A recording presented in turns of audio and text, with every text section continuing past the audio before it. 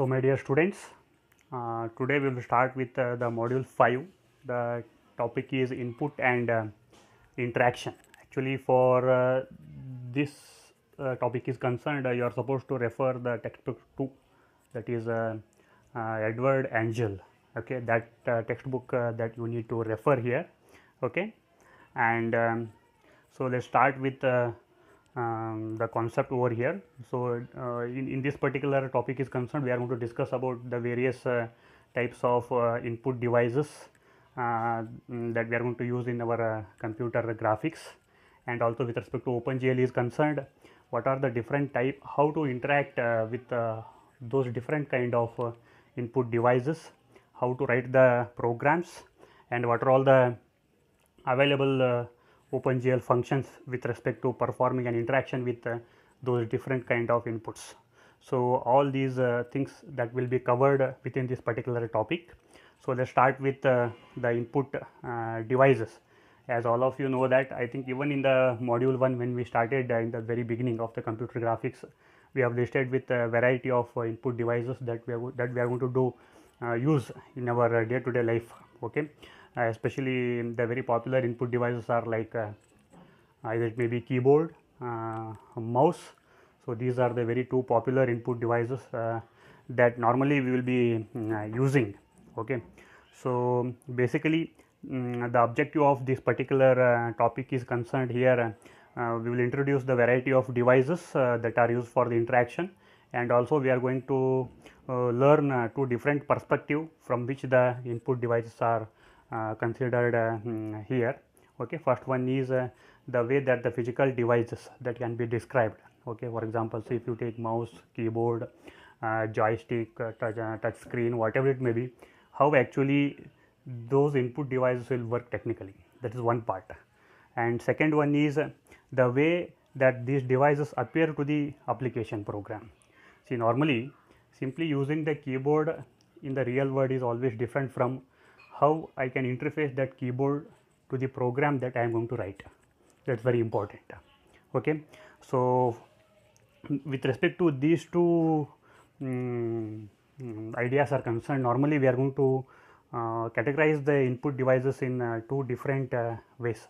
One is physical device and another one is the logical device. See, for example, so for physical device is concerned keyboard or mouse. Okay, and with respect to the logical device, the way the application program look at these devices. Okay, so to understand in a better way between the differentiation of means the meaning of this physical device and logical device is concerned. So for example, say if you take a C program, normally see in C program there are input output functions which are available, especially whenever I want to read any input from the standard input device like keyboard. Normally we will be using the function called scanf percentage d ampersand something percentage. Okay, like this normally we used to write. Okay, so this is one way of writing the code with which my application program can accept some sort of input from the input device like keyboard. Okay, so physical appearance, its technical working nature is entirely different from when I am going to use such kind of input devices, when how I can interface with these devices to the application program. Either I might be writing the program using C language, or the same thing will happen in place of in case of OpenGL also. Okay, so anyway, our focus is the OpenGL. How OpenGL is going to allow us to use such kind of input devices. Okay, that we will learn in the coming part. So anyway, once again coming back to the concept. So input devices are mainly categorized into physical device and logical device. So with respect to the physical device is concerned, there are once again two primary types are there, that is pointing device and keyboard device. Okay, so pointing device in the sense actually they are nothing but just like mouse and other things. Okay, and keyboard, as all of you know that how they will be working, and with continuation of the same thing, just try to understand the technology behind how all these physical devices are going to work. For example, see if you take mouse. Okay, So normally mouse, we are going to use it as a pointing device, and also how the cursor will be moving on the screen. Okay. So whenever I will move the mouse left side, how my system will come to know that the cursor is also to be moved the left side or the right side. Normally using the Cartesian coordinate system, it will understand the coordinate values x and y. So that will be sent to the system, which will be converted from word coordinate to the device coordinates. Okay. So these are all the concepts which are there with respect to every input device is concerned, and the same thing will be applicable for keyboard also. For example, say when I will press an alphabet, that is A button, how the system will come to know that it has to display A only. It is based on the ASCII code. Okay.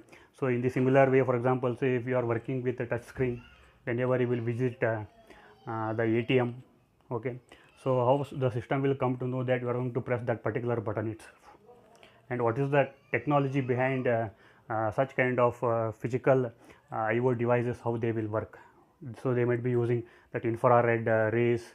Whenever you will touch that screen, it will break up that ray, and based on that it will find out that on which location x comma y the person is touching. Okay.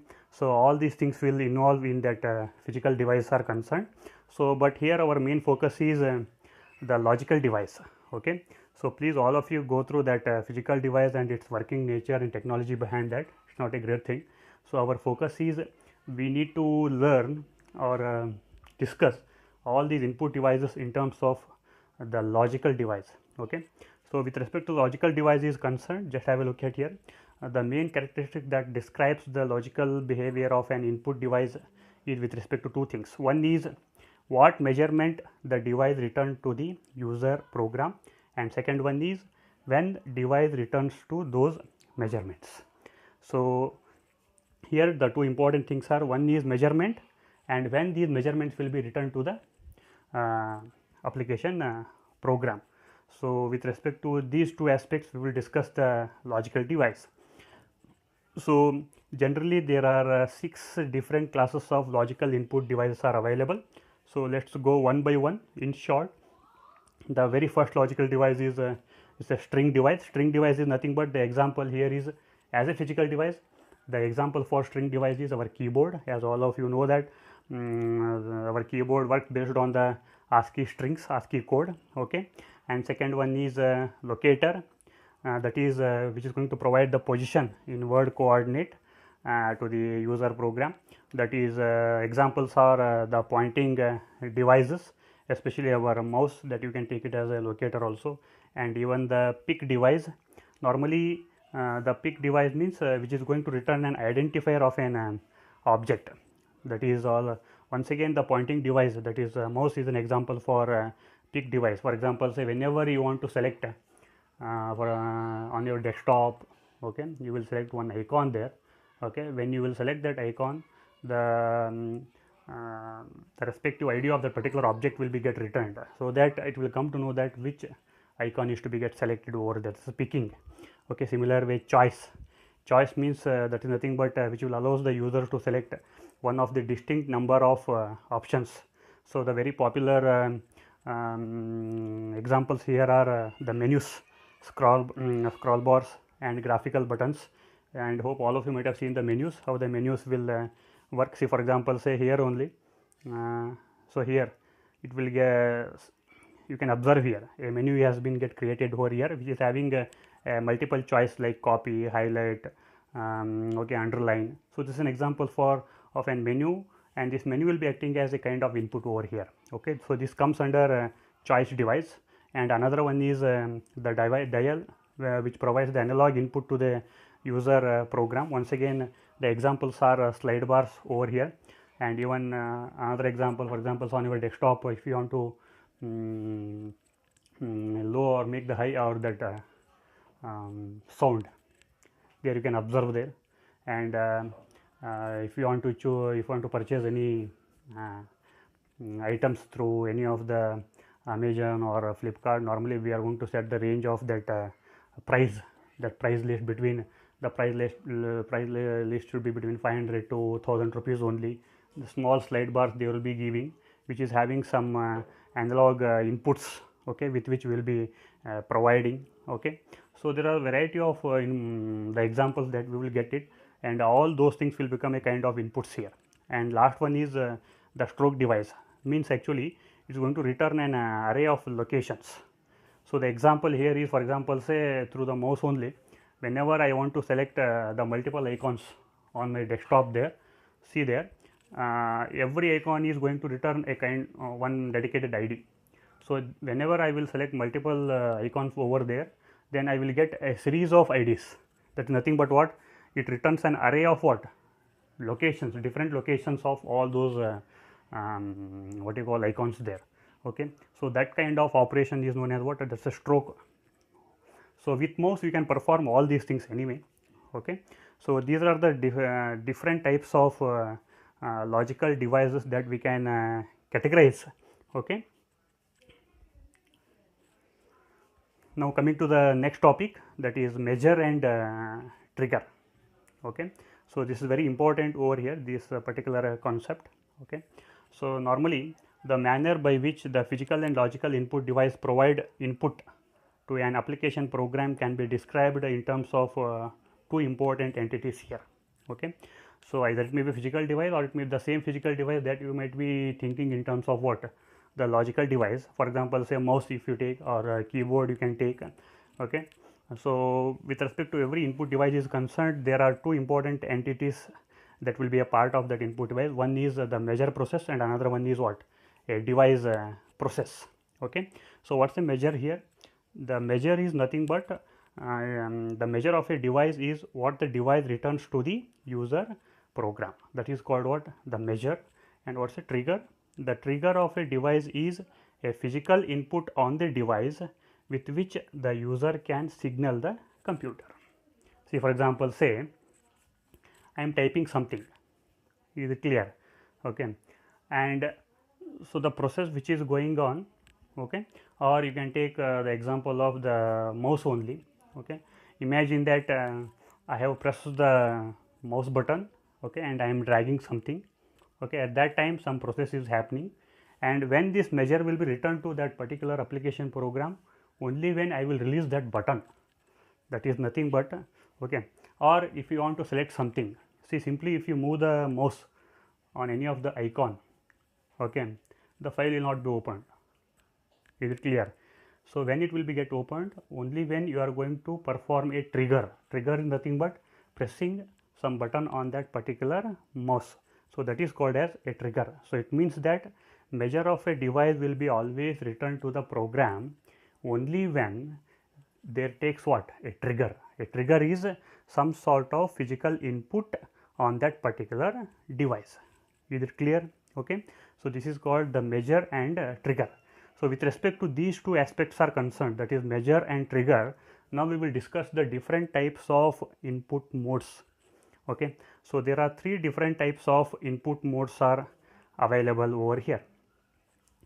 So first one is what? Request mode, second one is sample mode, and third one is event mode. Just very briefly we will discuss what's the meaning of all these three different types of modes.